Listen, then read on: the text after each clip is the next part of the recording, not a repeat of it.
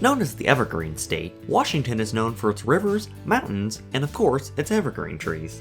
However, one landmark stands above the rest as an icon of the state, a landmark for those not afraid to ascend to the summit of nature at its finest, a shining beacon that rests with the clouds. No, it's not the Space Needle! This is Washington's highest point.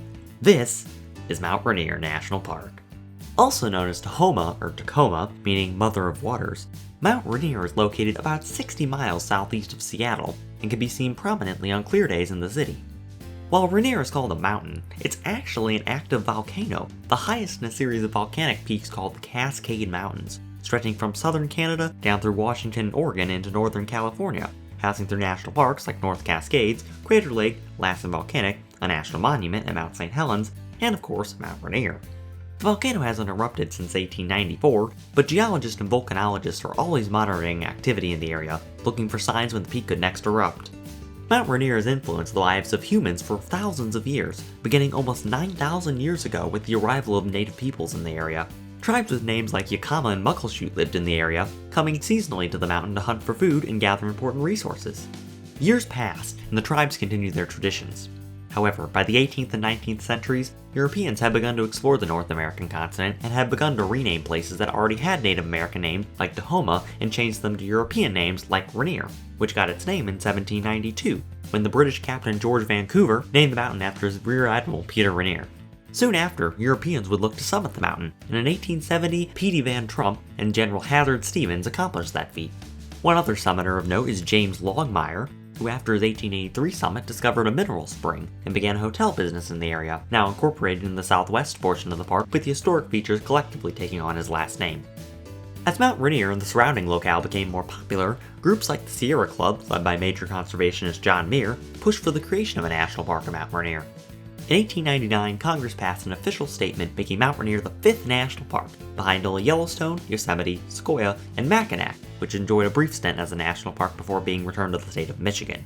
The park saw rapid growth of tourists in its early years, and professional rangers arrived in the area after the 1916 creation of the National Park Service, helping to undersee construction of roads through the mountainous terrain and offering interpretive programs at the park beginning in 1921.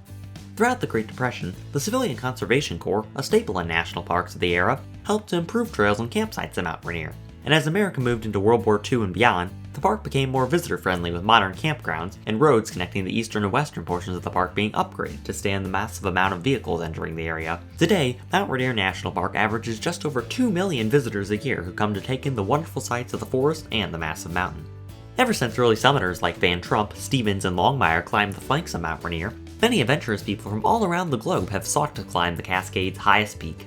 The most popular way to ascend the mountain is via the Disappointment Cleaver route. Covering 8 to 9 miles of terrain, the climb takes those who are attempting to summit Rainier through fields of ice and snow over 10,000 feet in elevation, all the way up to the summit where the well-prepared and cautious celebrate their achievement hanging out above the clouds. On clear days, Mount St. Helens, Mount Hood, and Mount Adams can be seen from the summit, a view well worth the climb. However, please note that this trip is not for the unprepared. Most of the ascent from Paradise at the bottom of the mountain to Columbia Crescent at the top is off-trail, and crevices in the glaciers can become deadly traps to those who don't pay attention. Make sure to practice plenty of time before attempting this climb, and also secure a permit from the National Park Service before heading up the mountain. For those who would rather stay within the confines of the most civilized areas of the park, there are plenty of short trails located at Longmire, Paradise, and the other areas of the park that takes visitors to some of the best views in Washington state, including trees hundreds of years old and wildlife scattered along the landscape. Some examples of this wildlife include fishers, a small mammal related to weasels being introduced to Mount Rainier, several species of trout, garter snakes, deer, elk, mountain goats, and so many more wonderful creatures that populate this diverse national park. Mount Rainier National Park is defined by its massive volcanic mountain looming over the surrounding area, but look deeper and you'll find so much more than a mountain. Wildlife flourishes, the land contains the footsteps of some of those brave souls that walk and have walked this planet, and above it all stands a peak representing the boundary between Earth and sky, a gateway into the unknown, the place where the idea first came to the people of Earth of a place dedicated to preserving nature, a place for a country to be proud of, a true national park. We'll see you next time.